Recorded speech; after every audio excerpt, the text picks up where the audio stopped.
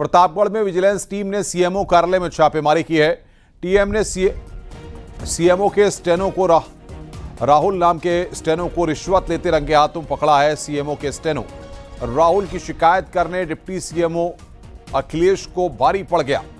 CMO an प्रसाद ने deputy CMO को कमरे में बुलाकर गाली गलौज और नौकरी से निकालने की धमकी दी। डिप्टी सीएमओ के साथ धक्का मुक्की करने की भी कोशिश की गई।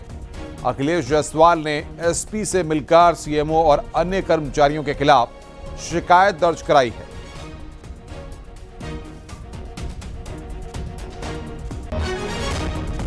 तो डिप्टी सीएमओ ने सीएमओ के स्टेनो की शिकायत दर्ज कराई है। ये आरोप सर निराधार है। इस तरह की कोई वाकया यहाँ नहीं हुई है। सर क्या प्रकरण था? घूस वाला प्रकरण क्या था? उसमें क्या एलिगेशन लगाया गया? क्या कार्रवाई हुई अब तक? मैं जिस दिन ये कार्रवाई है उस दिन मैं छुट्टी पर था और मुझे इतना ही संज्ञान में है कि एंटी करप्शन के लोग आए थे और हमारे यहाँ से स्टेनो राहुल और आलोक श्रीवास्तव को पकड़ कर ले गए हैं।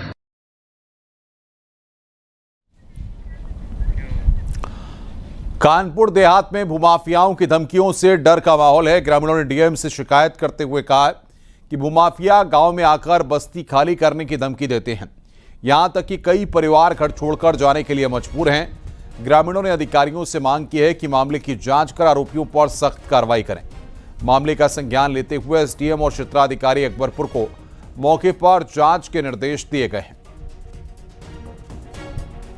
अभी सुबह कार्यालय जिलाधिकारी कानपुर देहात में जैसे शासन के निर्देश हैं कि 10 से 12 बैठ के जनता की समस्याओं का समाधान किया जाए। मैं और मेरे डिप्टी कलेक्टर्स यहाँ बैठे थे। तो एक प्रार्थना पत्र, कुछ लोग आए थे, कुछ महिलाएं भी आई थी और कुछ लोग भी आए थे जिन्होंने प्रार्थना पत्र दिया है कि भूमाफियाओं द्वारा बसे हुए गाँव को उजाड़ने के संबंध में। और ये सभी लोग निवासी ग्राम विश्रामपुर, छोटा पुरवा, मौजा, मुबारकपुर, लाटा तहसील, अकबरपुर, थाना रनिया के लोग थे। इनका कहना था कि ये कोई वहाँ पे व्यक्ति हैं, उनके 2 लोगों के द्वारा इनको लाइसेंसी व गैर लाइसेंसी असलाओं से लैश होकर उनकी बस्ती में आके बस्ती को खाली कराने की धमकी दे रहे हैं। सोनभद्र में तेज रफ्तार ट्रक ने सवारियों से भरे ऑटो को टक्कर मार दी। टक्कर लगते ही ऑटो पलट गया। हादसे में ऑटो सवार महिला और बच्चों समेत 6 लोग घायल हो गए। स्थानीय लोगों की मदद से गंभीर रूप से घायलों को अस्पताल भेजा गया। हादसा चौपन थाना क्षेत्र में वाराणसी शक्तिनगर राजमार्ग पर हुआ।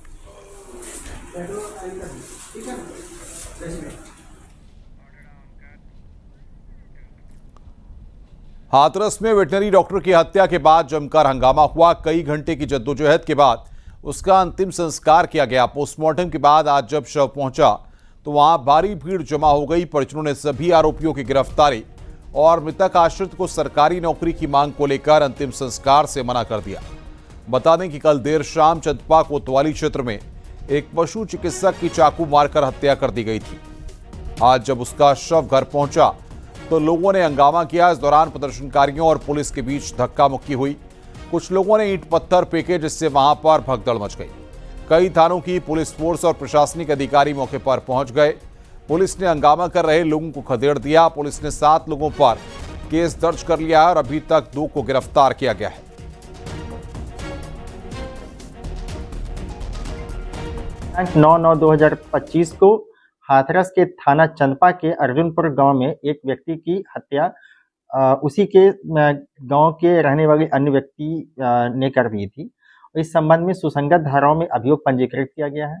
2 नामजद अभियुक्तों को गिरफ्तार किया जा चुका है और त्वरित गति से समुचित पुलिस बल का व्यवस्थापन वहां पे किया गया। यातायात व्यवस्था पूर्णतः सुचारू है और पूरी तरह से कानून व्यवस्था की स्थिति नियंत्रण में है। अग्रिम विधिक कार्रवाई सुनिश्चित की जा रही है और शेष अभियुक्त गणों की गिरफ्तारी हेतु 4 टीमों का गठन किया गया है। खबर संभल से है। एटीएस की यूनिट स्थापित होगी। शासन ने एटीएस यूनिट बनाने को मंजूरी दे दी है। जामा मस्जिद के पास सत्यव्रत पुलिस चौकी में एटीएस यूनिट स्थापित होगी। इस यूनिट के लिए अवैध कब्रिस्तान से मुक्त कराई गई जमीन एटीएस को आवंटित की गई है। संभल से आतंकियों की पैदाइश रोकने और आतंकियों की देश विरोधी गतिविधियों पर रोक के लिए शासन ने एक कदम उठाया है। बता दें कि संभल के कई आतंकी अलकायदा, सिमी और आईएसआईएस में शामिल हुए हैं।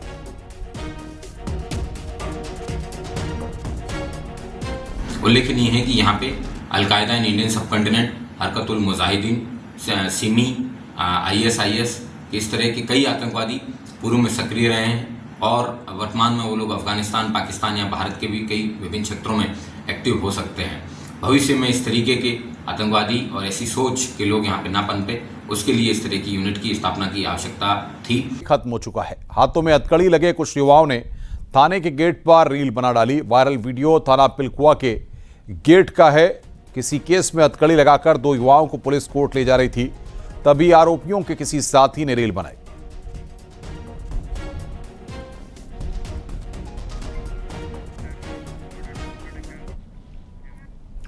कानपुर में पुलिस ने देह व्यापार का खुलासा करते हुए आरोपी को गिरफ्तार किया है। आरोप के मुताबिक प्राइवेट हॉस्पिटल के कैंटीन संचालक ने 20 लड़कियों के साथ रेप किया।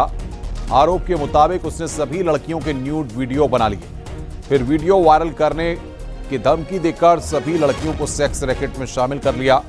इसका खुलासा तब हुआ जब एक नाबालिग के पिता ने उसे अपनी बेटी के साथ देख लिया। वो उसे मौके पर ही पीटने लगे। इस दौरान आरोपी का मोबाइल वहीं पर गिर गया। पुलिस ने फोन का लॉक खोला तो उसमें उसका न्यूड वीडियो मिले। आरोप के मुताबिक मोबाइल से ऑडियो और व्हाट्सएप चैट भी मिली है। इसमें लोग उससे लड़कियों की डिमांड कर रहे हैं। अवस्था पर एक पीड़िता के परिजनों ने इस आशय की एक तहरीर दी कि उनकी पुत्री जब स्कूल जा रही थी तो पास के ही एक हॉस्पिटल में काम करने वाले केशव उत्तम नामक व्यक्ति ने उसके साथ छेड़खानी की। इस सूचना पर थाना नौबस्ता पर छेड़खानी एवं पॉक्सो एक्ट की धाराओं में अभियोग दर्ज कर लिया गया है। अभियुक्त के घर पर दबिश दी गई। अभियुक्त वहां से फरार हो गया। एक मोबाइल मिला है जिसमें कुछ अश्लील चैट, वीडियो एवं पिक्चर्स उसमें मौजूद हैं, जिसका परीक्षण कराया जा रहा है।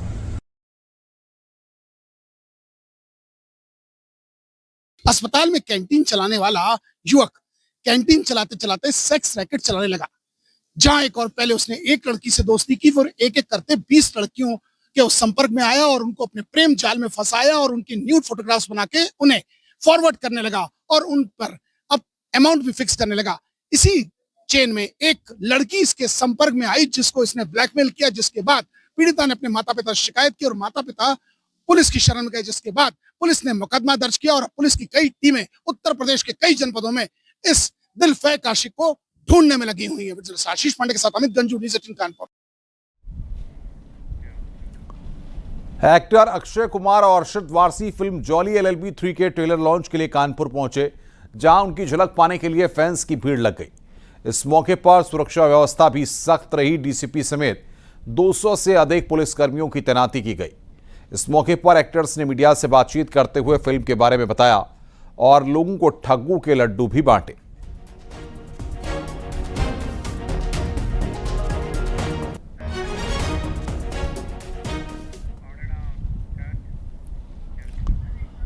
खबर अयोध्या से है। मॉरिशस के प्रधानमंत्री नवीन चंद्र रामगुलाम 12 सितंबर को अपने परिवार और प्रतिनिधिमंडल के साथ रामलला के दरबार पहुंचेंगे और रामलला के दर्शन करेंगे, जिसे लेकर तैयारियां की जा रही हैं। रामलला के दर्शन के बाद मॉरिशस के PM अयोध्या से सीधे देहरादून के लिए रवाना होंगे।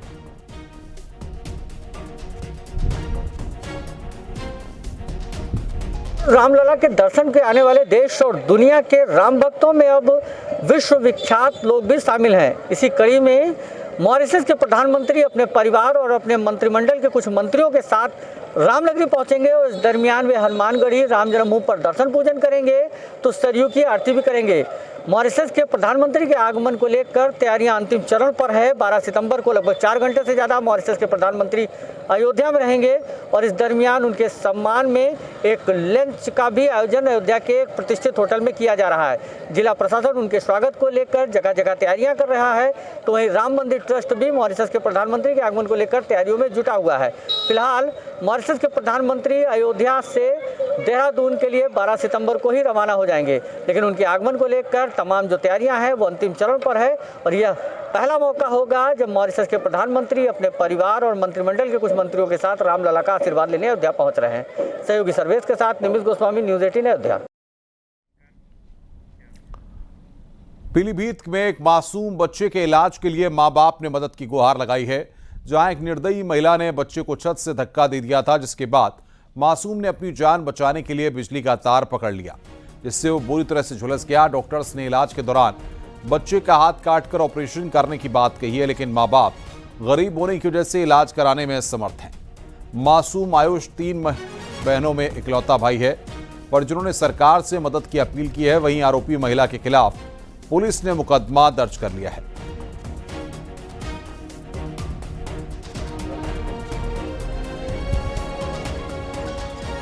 महिला ने धक्का पुरानी व कोई अपने रंजिश की वजह से धक्का दे दिया। कहाँ की रहने वाली है ये महिला? जी हमारे सामने की रहने वाली है। क्या नाम है? भागवती। अच्छा, तो शिकायत वगैरह आपने दर्ज कराई थी? जी शिकायत वगैरह दर्ज कराई थी, हमारी कहीं सुनवाई नहीं हुई। और वो अब बच्चे की क्या हालत है? बच्चे की हालत बहुत सर गंभीर से गंभीर होती जा रही है, तो मौत की तरफ जा रहा है।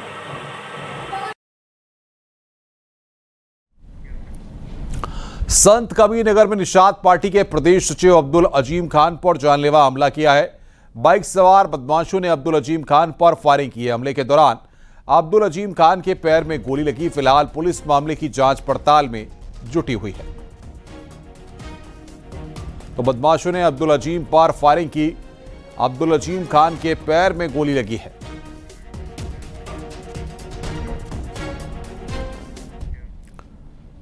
इलाहाबाद हाईकोर्ट से समाजवादी पार्टी के नेता आजम खान को फौरी राहत मिली है। डूंगरपुर बस्ती प्रकरण में एमपी एमएलए कोर्ट से मिली 10 साल की सजा के खिलाफ याचिका कोर्ट में लंबित होने की वजह से हाईकोर्ट ने आजम खान और सह आरोपी ठेकेदार की जमानत याचिका मंजूर कर ली है। फिलहाल सजा पर रोक नहीं लगाई गई है। इस मामले में जमानत मिलने के बाद भी आजम खान जेल से बाहर नहीं आ सकेंगे।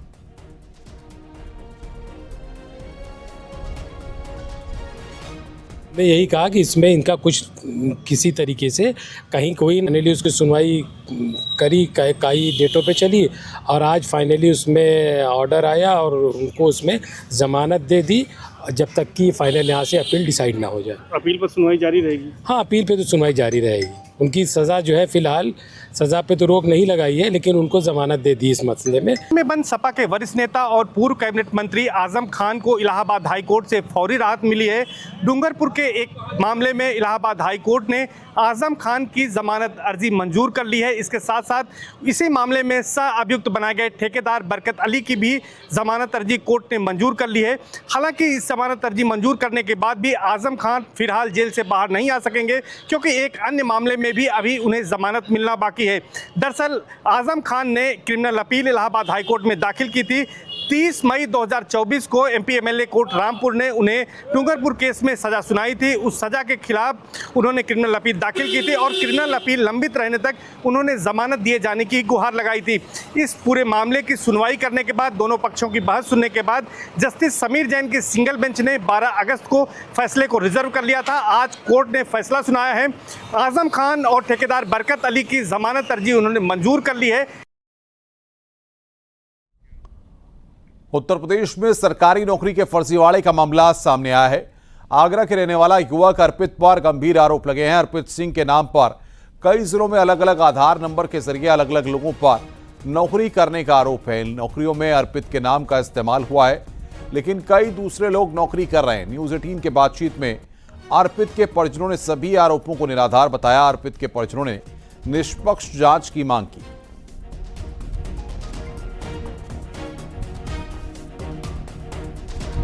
मामला ये है कि मेरे बेटे का जॉब 2016 और मुरसान सीएससी सेंटर जिला हाथरस में लगा था।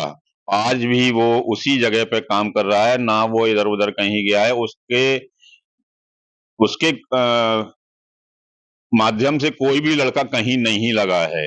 वो जो भी लड़के आजकल अर्पित के नाम से जो काम कर रहे हैं वो सब फ्रॉड हैं। तो इस मामले में आपने अर्पित से कोई बात करी कि आधार कार्ड कैसे पहुंचा, उसके आधार कार्ड का यूज कैसे किया गया? नहीं, इस मामले में मेरे आधार कार्ड के बारे में मेरे बेटे से कोई बात नहीं हुई है। हमीरपुर में तेज रफ्तार 2 बाइक सवारों ने साइकिल सवार को टक्कर मारी। घटना में 5 लोग गंभीर रूप से घायल हो गए। सभी घायलों को नजदीकी अस्पताल में इलाज के लिए भर्ती कराया गया है। दोनों बाइक सवार नशे में धुत बताए जा रहे हैं। घटना हमीरपुर के जरिया थाना इलाके के सरीला बरगांव की।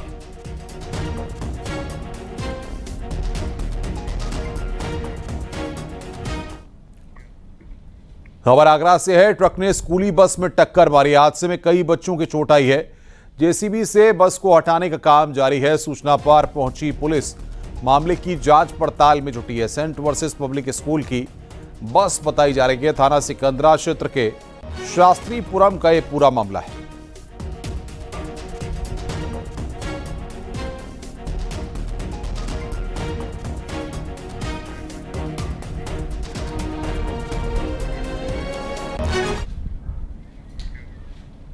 लखनऊ में डीजीपी राजीव कृष्ण ने 60,244 सिपाहियों की ट्रेनिंग के लिए इंटीग्रेटेड ट्रेनिंग मैनेजमेंट पोर्टल का विमोचन किया। रिक्रूट सिपाही अपने पीएनओ नंबर की आईडी से इस पोर्टल पर लॉगिन कर ट्रेनिंग कोर्स को किसी भी वक्त देख सकेंगे। अब सिर्फ क्लासरूम ट्रेनिंग के दौरान ही नहीं बल्कि किसी भी वक्त रिक्रूट सिपाही ट्रेनिंग मॉड्यूल देख सकते हैं। इस मौके पर डीजीपी राजीव कृष्ण ने कहा कि किसी भी हालात में कांस्टेबल फर्स्ट रेस्पॉन्डर होता है, लिहाजा ट्रेनिंग में सीपीआर, प्राथमिक चिकित्सा और फोरेंसिक साइंस को भी ट्रेनिंग का हिस्सा बनाया गया है। जो कॉन्सेप्ट हमारे ट्रेनिंग के बारे में थे, एईआर, सीईआर और बाकी सब चीजों के, हमको उससे ऊपर उठकर सोचना पड़ेगा। किस प्रकार से हम बदलते हुए परिवेश में, डिफरेंट वर्टिकल्स में डिफरेंट टाइप की ट्रेनिंग एक फोकस्ड ग्रुप को देते हुए, जो कि उनकी रोजमर्रा के काम को करने में उनकी उपयोगिता, उनके कैपेबिलिटी और पब्लिक के नागरिकों की एक्सपेक्टेशन को पूरा कर सके, किस प्रकार से हम ऐसे ट्रेनिंग का ढांचा तैयार करें।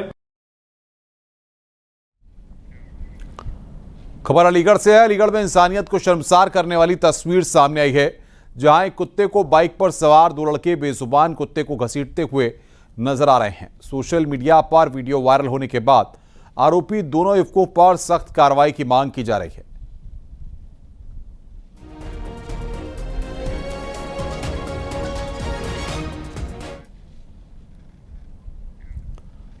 उत्तर प्रदेश में मानसून एक बार फिर से सक्रिय होने जा रहा है। मौसम विभाग ने उत्तर प्रदेश के 32 जिलों में आज हल्की बारिश और वज्रपात का अलर्ट जारी किया है। मौसम विभाग के अनुसार मानसूनी ट्रफ लाइन ने दोबारा उत्तर प्रदेश की ओर रुख किया है। इसके असर से प्रदेश के पूर्वी और पश्चिमी तराई इलाकों में अगले 4 से 5 दिनों तक मध्यम से बारिश की संभावना है। 11 से 13 सितंबर के बीच पूरे पूर्वी और पश्चिमी उत्तर प्रदेश में मध्यम से तेज बारिश की संभावना जताई गई है।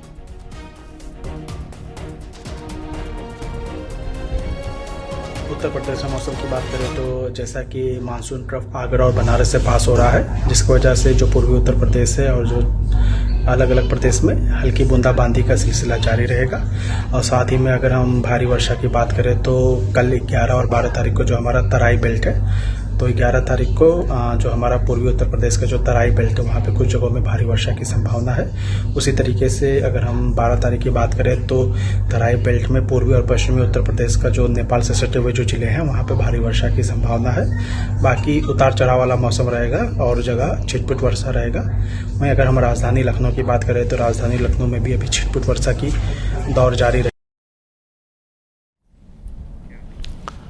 खबर इटावा से है। यमुना नदी विकराल रूप में नजर आ रही है। यमुना नदी के जलस्तर में लगातार इजाफा हो रहा है। इस दौरान काली वाहन मंदिर में भी पानी प्रवेश कर गया है, जिससे लोगों को दर्शन पूजन में दिक्कत हो रही है। इटावा में यमुना नदी का रौद्र रूप सामने आ चुका है। जिस तरह से यमुना नदी के जल स्तर में व्यापक वृद्धि होती चली जा रही है, बाढ़ की तस्वीर पूरी तरह सामने आ रही है। इस समय हम इटावा में ऐतिहासिक कालीवान मंदिर परिसर में है, जहां पर बड़ी तादाद में पानी भर चुका है और जो तस्वीर यहाँ देखने को मिल रही है उससे ऐसा महसूस हो रहा है कि पानी व्यापक पैमाने पर बढ़ता चला जा रहा है। हमारे साथ में मंदिर के पुजारी मुन्ना लाल जी है। मुन्ना लाल जी, मैं ये जानना चाह रहा हूँ कि ये जो पानी है ये कैसे आ रहा है और कब से यमुना इस कैंपस में भर रहा है?